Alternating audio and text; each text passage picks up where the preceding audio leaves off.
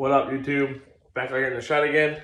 Kind of do a quick intro video, ready to get started on the bike right here.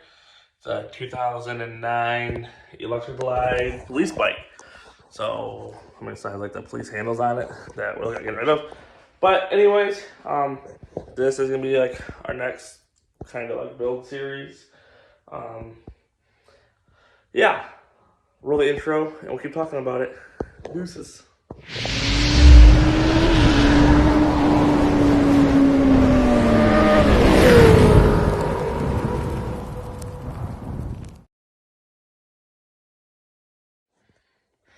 Alright, we're back. Before you want to say anything, yeah, I got a fat lip. There's a tooth mark. It goes all the way through. Working on Uncle Doug's bike, the green bike that you've seen me do the drive belt video on. We call it the Green Hornet. I get hurt. I don't have to work on it. December, when I first was pulling apart to do the primary, I pulled the side cover off, and a freaking bee came out and stung me right in the knuckle. So that's how I got the name Green Hornet.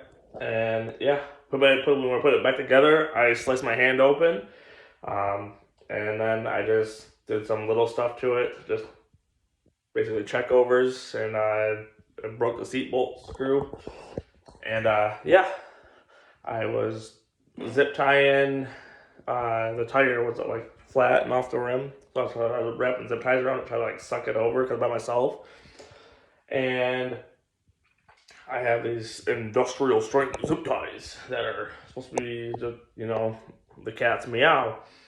And I was pulling them tight with a pair of pliers. I was twisting, and it snapped, and the pliers came out and smoked right in the friggin' face. But that's not why you're here. You're here for a 2009 Electric Glide. So this bike, we're probably gonna name it like the budget big wheel.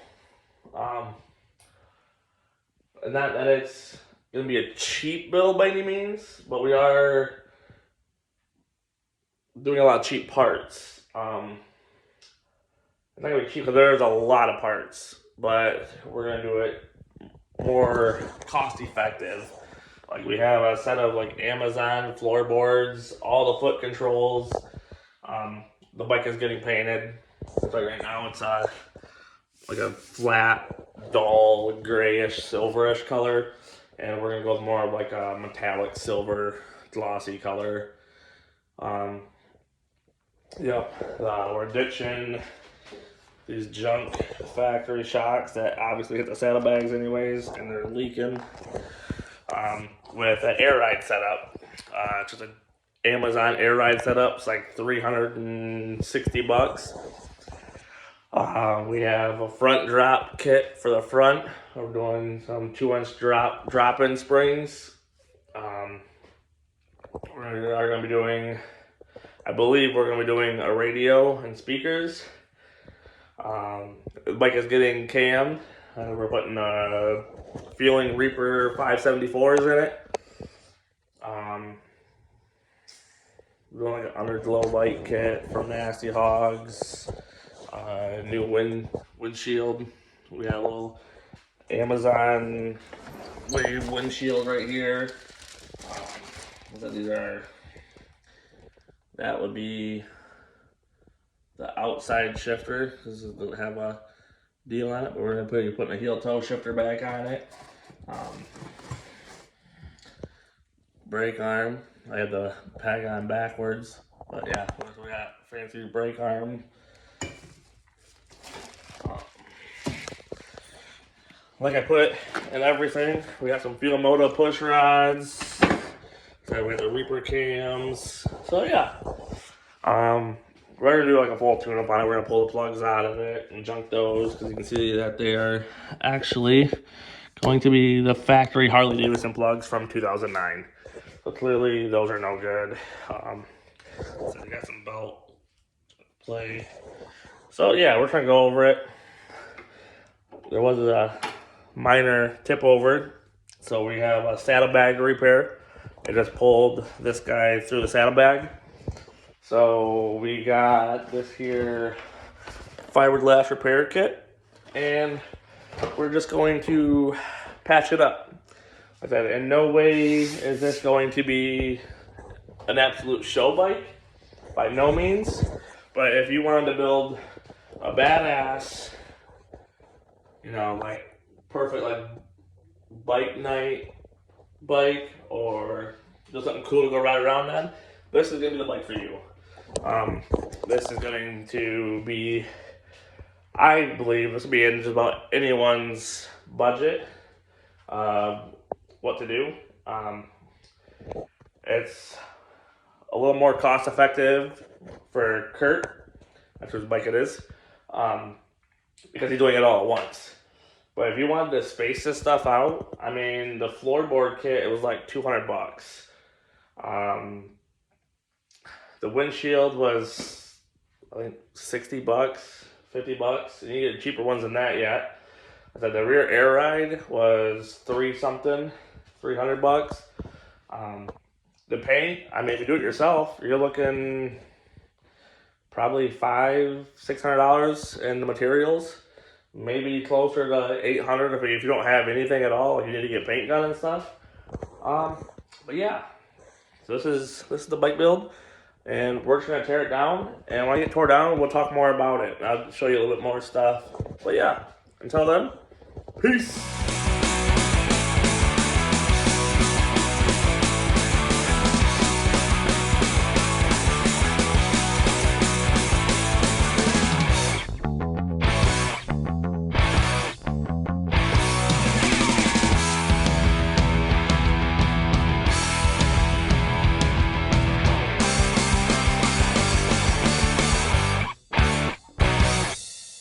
Alright guys, so we're back.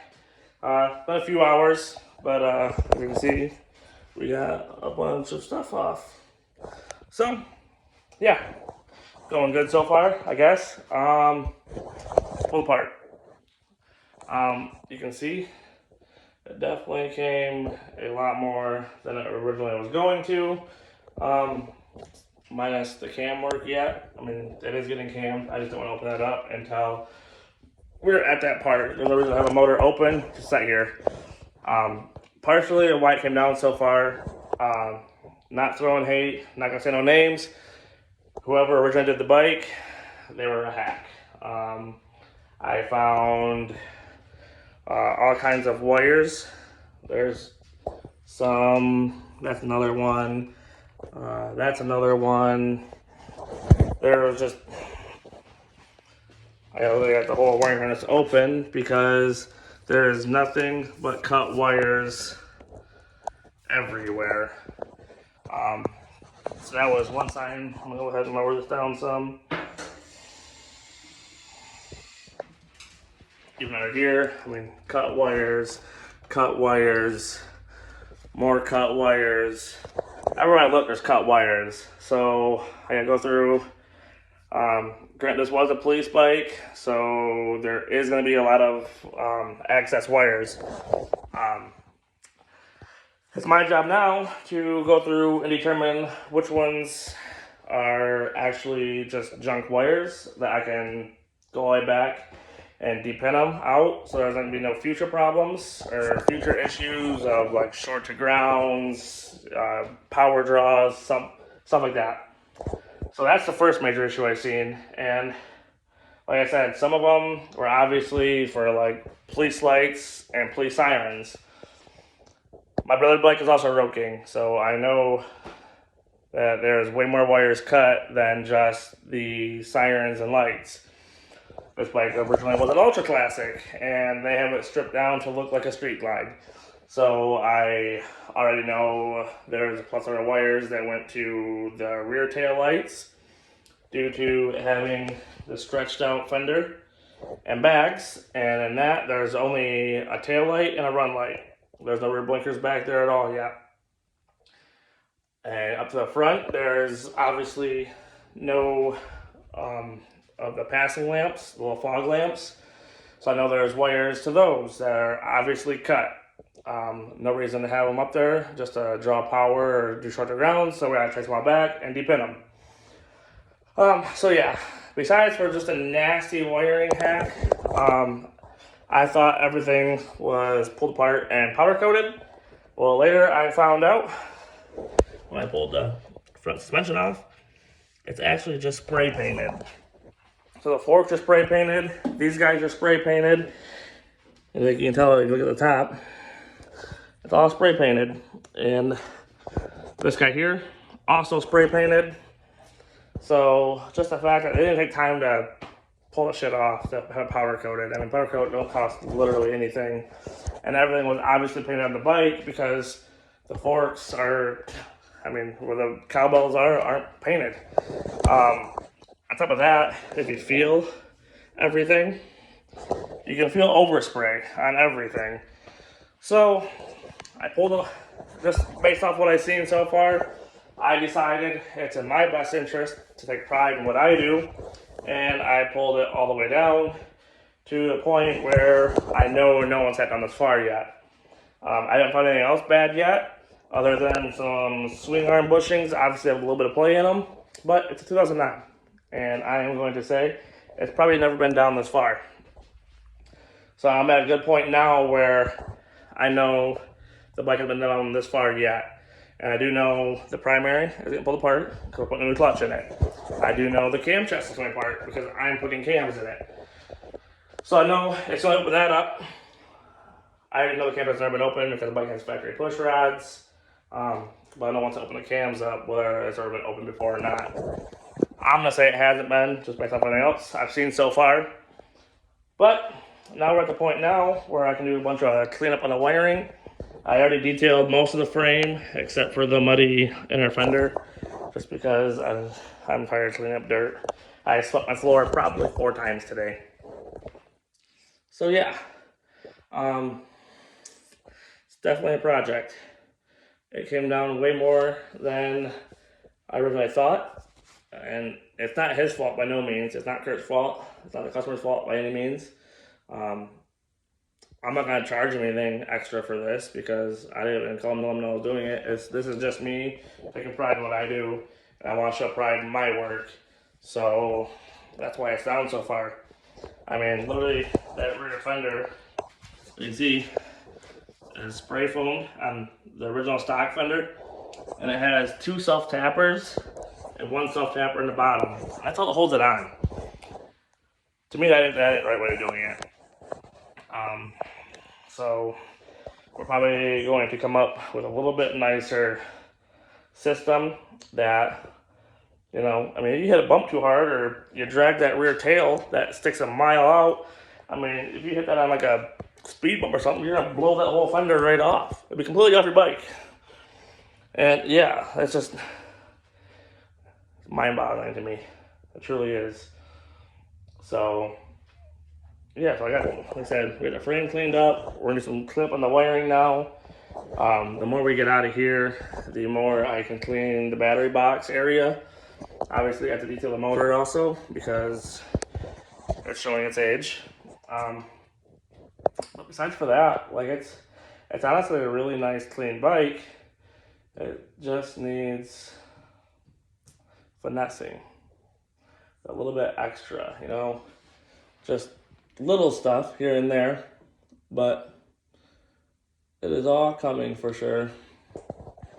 It's coming together. Kurt's gonna come take a look at tomorrow. I'm sure we're gonna go over a couple more little details here and there, but yeah, it's gonna be a really nice bike when it's all said and done. I just have a bunch of work that I need to get done to it first to know that the bike's done and it's done right. But hey, it is what it is. That's part of building bikes. You never know what you're gonna get into until you get there, especially with the Harley Davidsons. I mean, the Harley Davidsons are the most modified bikes on the road. I don't care what anyone says. They sell 7 million things for these through big name companies, and then you get all your Chinese junk that comes in afterwards. So literally, when you're buying a Harley, especially a used Harley, it's always a gamble. You never know what you're gonna get. Like this one right here. I mean, when I first seen this bike, when I took this bike project on, this was gonna be just a really quick, you know, we're gonna throw some cams in it, We're gonna pull the tins off. We're only gonna have to, you know, do some light scuffing and spray over it. But you can see there's some scrapes in the fairing here. And then the saddlebags both have chipped right where the exhaust is. I'm sure it's from shaking, you know, the old twin cam shake. I'm sure it tapped the exhaust or something. But originally, that's all we're gonna do. We're gonna spray it and do a couple bolt-ons, and that was it. And now you can see where that got us. It's into trying to decobble this mess. But yeah, that's building bikes. And there's a lot more to building bikes than just bolting on some Chinese junk parts and hiding stuff. So moral of the story is, don't be a fucking hack. Hate that. What up, guys? Back right here in the shed today. Obviously, we got our wiring all fixed up and done on this. It was definitely a pain. It's a few hours worth of work. But it's all cleaned up, looks good. There's no more cut ends, no more short to ground, nothing crazy. Today we're trying to throw back on the rear tire. My drop-in springs are gonna be here tomorrow. My wife is coming in. I can hear her walking. Maybe.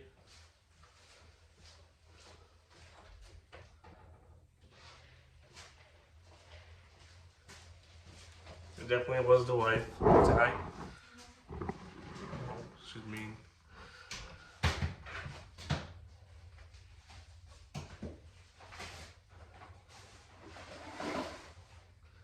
But anyways, before we roll the intro, check out the fancy white shed custom shirts. Just the logo on the front and stock white suck on the back. My wife makes them. They're $25 a piece, and they help keep the lights on around here. Go ahead and hit me in the comments if you want one. Well, let's roll the intro, and we're going to jump into a time lapse. Figured we better start by actually cleaning these nasty wheels. So you can definitely tell that they haven't cleaned in a little while.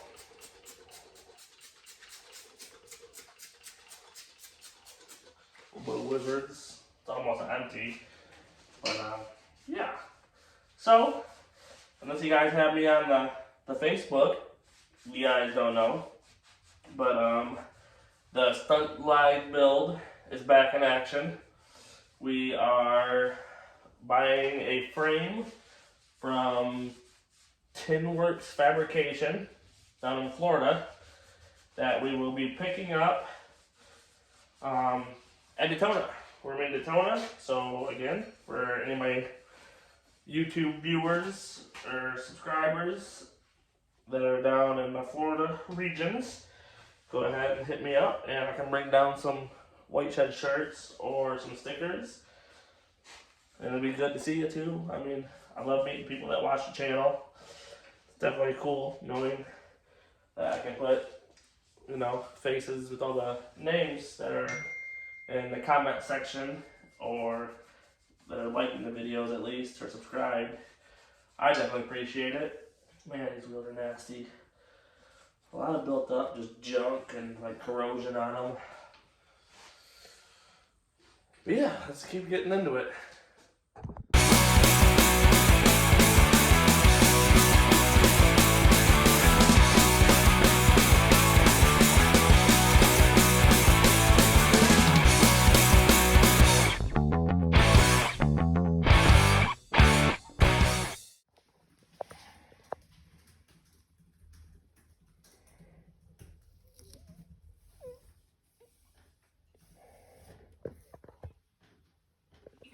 So, we took a little break from putting the tires back on because Bubba's called, and obviously, I've seen the sticker.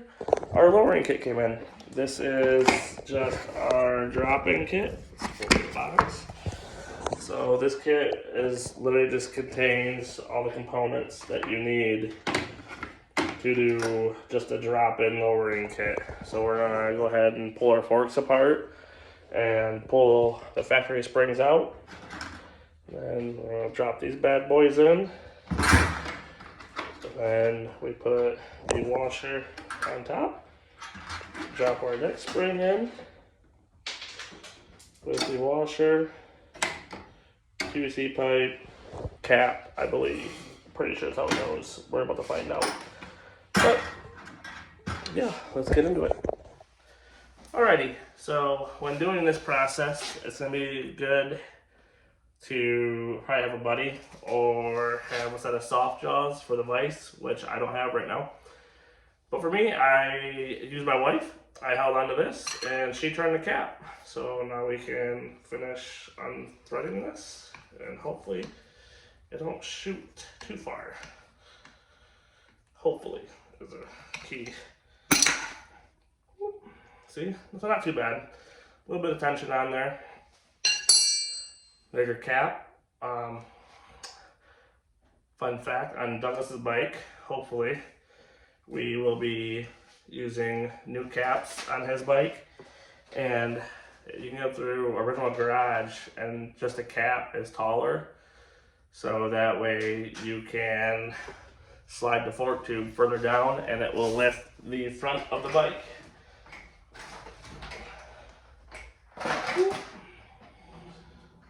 A little part washer.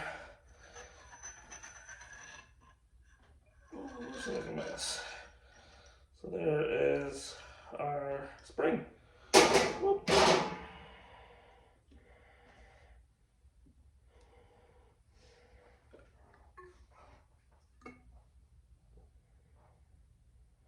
Yeah.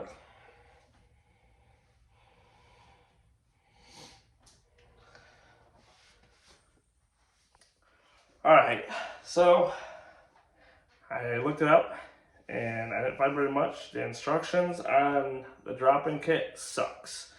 I've never done a drop-in kit before, but it comes with these plastic spacers and the instructions say to cut them down to your desired length and to see figure 3. That's all it says. It says 1 inch for 1 inch of lowering and then 0 inches for 2 inches of lowering. We want 2 inches, but in my head I think that if I don't cut anything off of this, I just drop it in there at 0 inches, it should set higher than 1 inch. So I think you cut 1 inch off of this and you put in here just a 1 inch of it in there for the 1 inch of lowering. So we're going with 0 inches. I called Progressive and they didn't even answer. They answered, but their technician is out. So they're gonna be calling me back. So when they call me back, I will edit this video and let you guys know that I did it wrong. But anyways, so you just see me. I dropped in the drop-in spring and the compression spring. I'm gonna use one washer on top.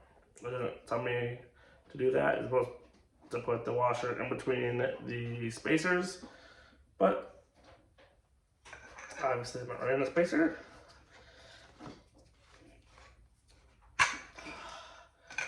It's the hardest part. And that is why you need to get the soft jaws to clamp onto this. Honey, can you help me again? I have to call them for backup. Tighten that up towards me. Okay. And that's the whole drop-in kit. Off camera, I didn't show it, but we did empty out the fluids and change the fluids. You don't have to. They actually, the instructional Progressive video doesn't even take the forks out of the bike. You just take this cap off, the top cap here. You loosen your pinch bolt and you just slide the fork down a little bit, tighten the pinch bolt back up. Take your cap off. Obviously they had their fairing off. You pull your spring out, you drop your new springs in, put the first cap back on, slide the fork back up, put the second cap back in, put it back together. Obviously we didn't do it that way. We had the forks completely out And yeah, so our finished on the bike. Let's go ahead and get these forks back in there and get the front tire back on.